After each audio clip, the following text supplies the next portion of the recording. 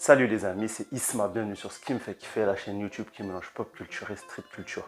On se retrouve aujourd'hui pour parler de la série House of the Dragon, OCS, HBO, la série qui suit Game of Thrones, ou plutôt qui précède Game of Thrones. On a eu l'épisode 5 et quel bouleversement. Cet épisode s'intitulait Nous ouvrons la voie, il me semble. Donc, on ne perd pas plus de temps. Abonne-toi, commente et partage. On va attaquer tout de suite. Alors, de quoi parle cet épisode? On a un épisode donc de middle season, comme on dit dans le jargon, donc qui vient un peu au milieu de la saison et qui va sûrement amener une transition. La transition, on le sait, dans House of the Dragon, c'est le changement d'acteur des personnages comme Alicent, Rhaenyra, tous les personnages qui sont jeunes.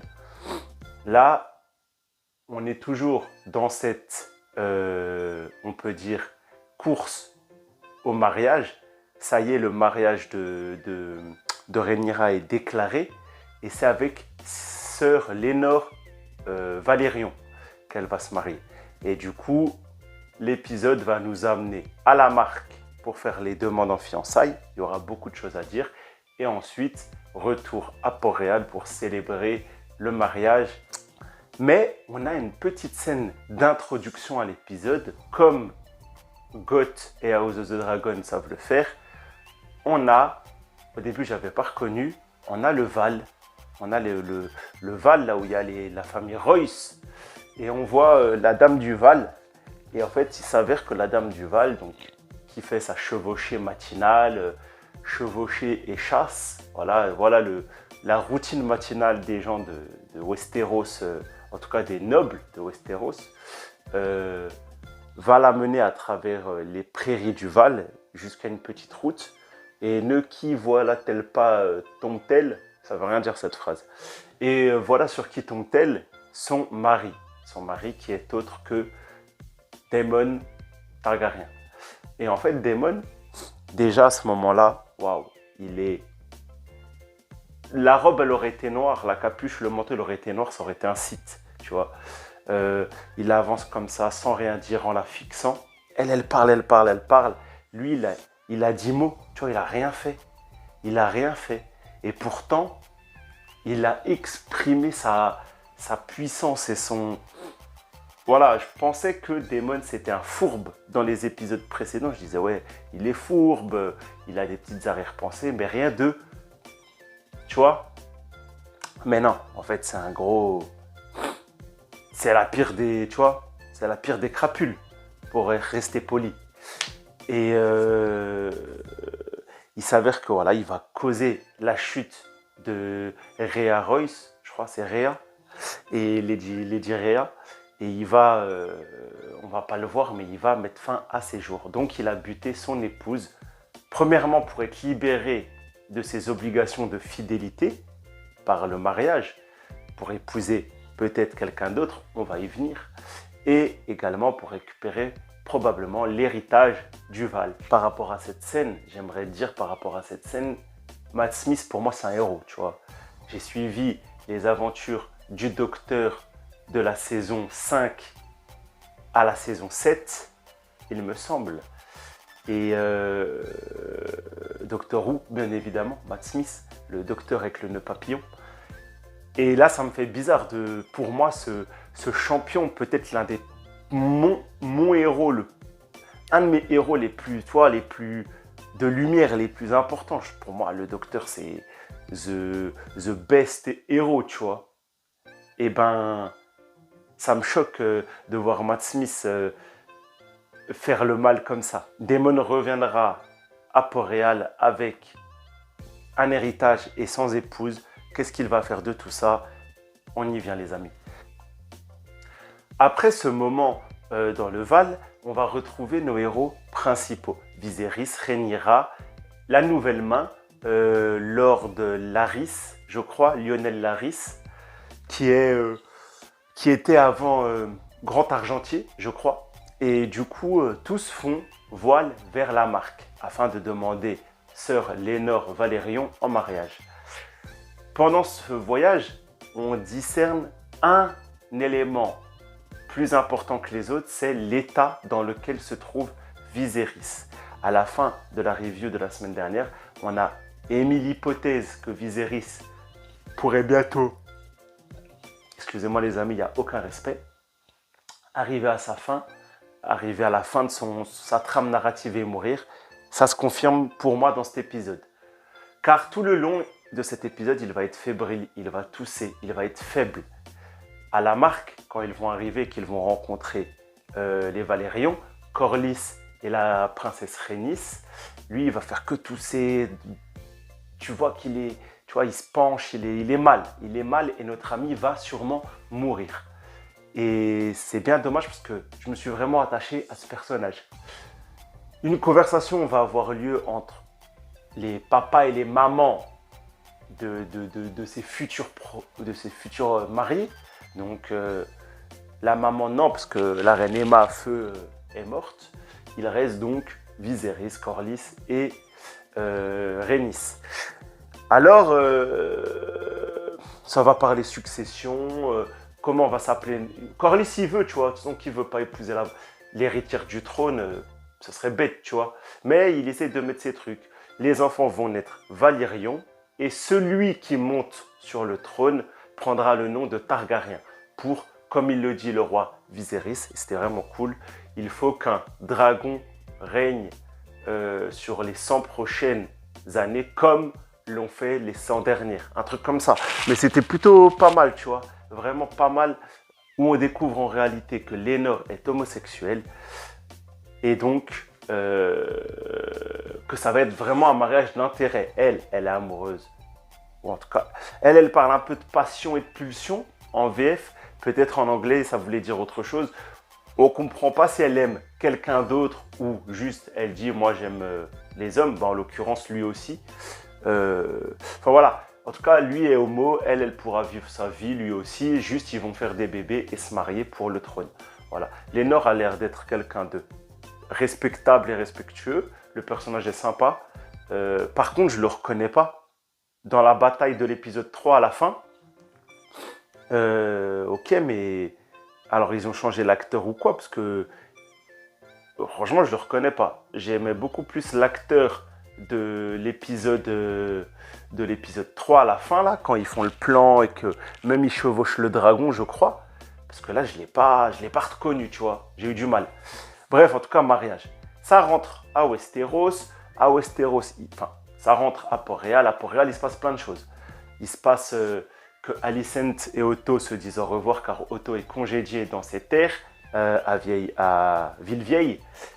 Alicent, elle, apprend que Rhaenyra a pris un remède comment on peut dire, tu vois, de courtage pour mettre fin à la grossesse.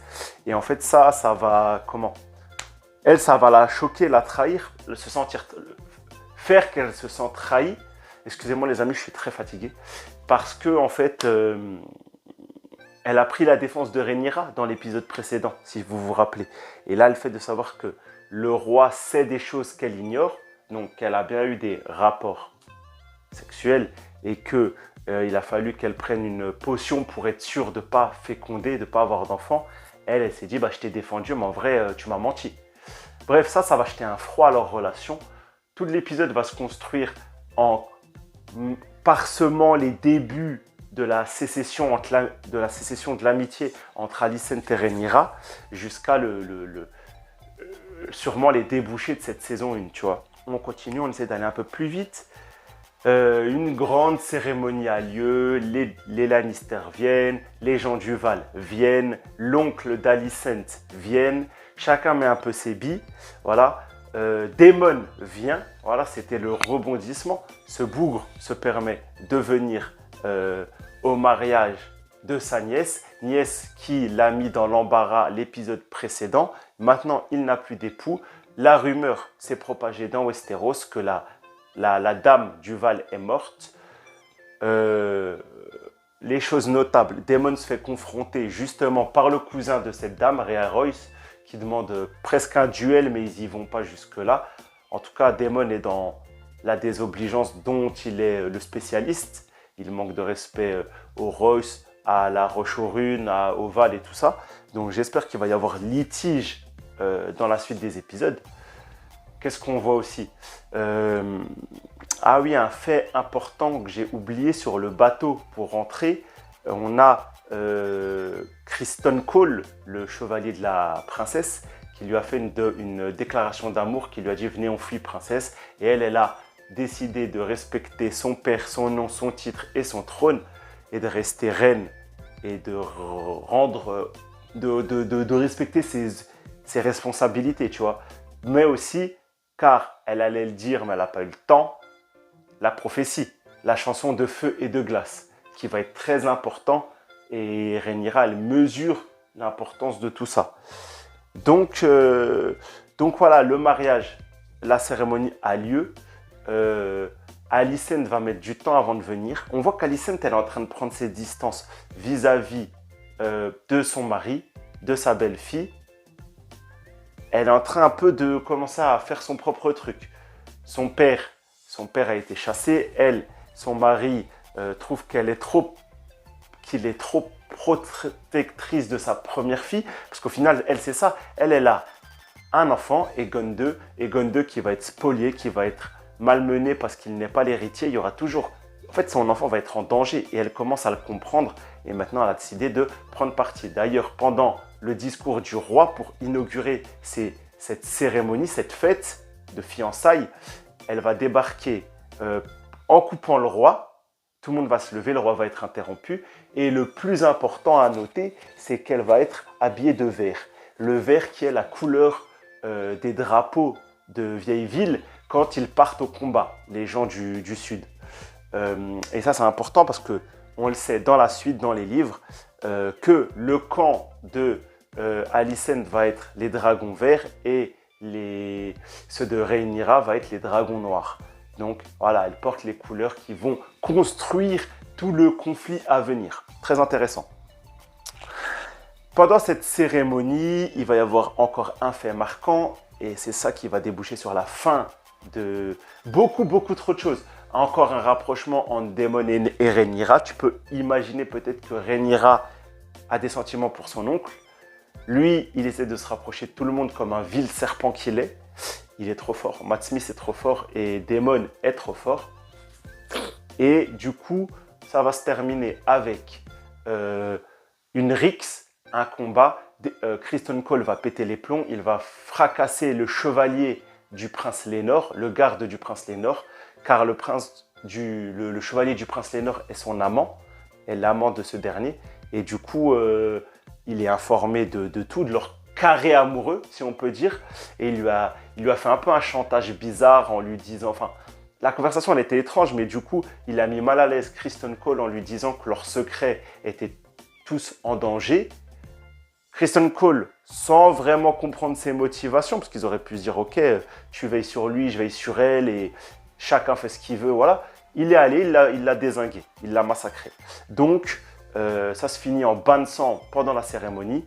On voit également du sang du côté du roi. Le roi, selon moi, pendant cette fête, est en train de mourir.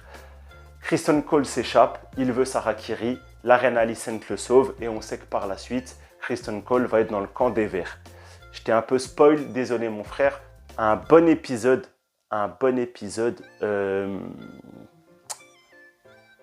qui accélère les choses. Est-ce que dans l'épisode prochain, Viserys sera mort? Nos protagonistes se marient à la fin. Lénore dans les larmes, Rhaenyra dans l'absence totale de sentiments. Elle s'en fout de tout, là. Voilà, donc je pense qu'on va commencer ce conflit et les intrigues vers deux camps de dragons qui se font face. Alicent et Rhaenyra, elles sont vouées à se détruire, c'est dommage. En tout cas, un très bon épisode politique. Franchement, beaucoup de rebondissements, beaucoup de choses à dire. Daemon au-dessus de tous. Et voilà, donc écoutez les amis, prenez soin de vous. Je vais m'arrêter là, je baille trop, je suis KO. Ne m'en veuillez pas, ça ne sera pas la meilleure de mes vidéos. J'étais un peu dans le gaz, mais il fallait la faire parce que la grosse semaine commence. J'espère être en forme pour tourner tout ce qu'il y a à tourner. On a demain, le 21, Andorre. Jeudi, She-Hulk. vendredi, les Anneaux du Pouvoir, les lundis, House of the Dragon. Ça va être compliqué, ça va être compliqué. Allez, ciao les gars.